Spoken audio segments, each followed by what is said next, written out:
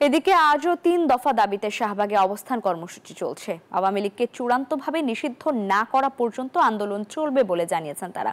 এ বিষয়ে বিস্তারিত জানাতে শাহবাগ থেকে যুক্ত হচ্ছেন সহকর্মী নাইম আল জিকো। জিকো, শাহবাগের আজকে অবস্থানকারীরা কি বলছেন আর সমাবেশ কর্মসূচি কেমন চলছে, সবশেষ পরিস্থিতি কেমন দেখছেন জানাবেন।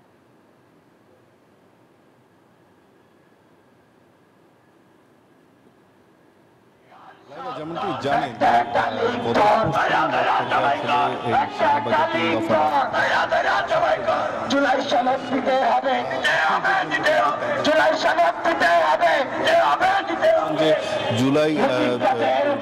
জুলাইয়ের যে দোসর দল অর্থাৎ আওয়ামী লীগকে বাংলাদেশের রাজনীতি থেকে আজীবনের জন্য নিষিদ্ধ ঘোষণা করতে হবে। পাশাপাশি জুলাইয়ে যারা আহত আছেন তাদেরকে কিন্তু জুলাই সনদ হলো দিতে হবে, এছাড়াও ঘোষণাপত্র জারি করতে হবে এবং আওয়ামী লীগের যারা দোষর রয়েছেন তাদের হলো সাজার ব্যবস্থা করতে হবে, বিচারের আওতায় নিয়ে আসতে হবে এবং তাদের এই দাবিগুলো পরিপূর্ণভাবে আদায় না হওয়া পর্যন্ত কিন্তু তাদের এই আন্দোলন তারা চালিয়ে যাবেন এবং এখানে তাদের অবস্থান কিন্তু থাকবে। আমরা সকাল থেকে দেখেছি যে এখানে কিন্তু যারা আন্দোলনকারীরা রয়েছেন তারা কিন্তু গতকাল রাত থেকে এখন পর্যন্ত কিন্তু অবস্থান করছে। অনেকে এখানে সারা রাত থাকার কারণে অনেকেই কিন্তু শুয়ে পড়েছেন, কিন্তু পাশাপাশি এখানে আন্দোলন সেটিও কিন্তু আরেকটা চলমান রয়েছে। আমরা যেটা দেখেছি যে ঠিক বাংলা বান্ডেল থাকলে প্রতি সেনমানিতে টাকা বাঁচবে। বিকাশ সেনমানি বান্ডেল কিনে জিতুন প্রতি লেনদেনে।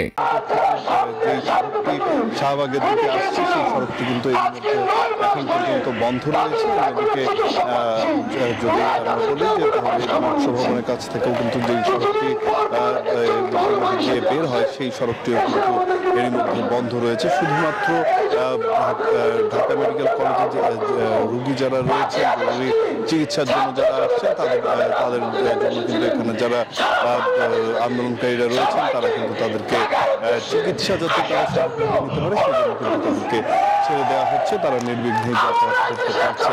এবং যেমনটি বলছিলাম যে আসলে এরই মধ্যে আমরা লক্ষ্য করেছি যে এই আন্দোলনের গত দুদিনে আইন শৃঙ্খলা রক্ষাকারী বাহিনীর তেমন কোনো উপস্থিতি আমরা লক্ষ্য না করলেও আজকে কিন্তু সকালেই আমরা দেখেছি যে পুলিশের বেশ উপস্থিতি কিন্তু রয়েছে। তারাও সর্বোচ্চ সতর্ক অবস্থানে কিন্তু আমরা তাদেরকে অবস্থান নিতে দেখেছি এবং এখানে দেখছেন যে এখানে যে সমস্ত আন্দোলনকারীরা রয়েছে তারা কিন্তু এখানে অবস্থান করছে এবং বলছেন যে জুলাইয়ের যে সমস্ত মানুষ আহত হয়েছিল এই আন্দোলন করতে গিয়ে তাদের পরিপূর্ণ চিকিৎসা যাতে করা হয় সেজন্য কিন্তু তাদের দাবি জানানো হয়েছে এবং প্রত্যেকজনকে সার্টিফিকেট দেওয়ারও কিন্তু দাবি হলো এই আজকের এই আন্দোলন থেকে হলো এখন পর্যন্ত উঠেছে। তো যত বেলা বাড়ছে তত কিন্তু দেখছি যে আন্দোলন ধন্যবাদ এবং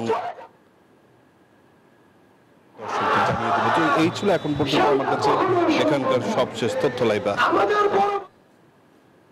ধন্যবাদ আপনাকে।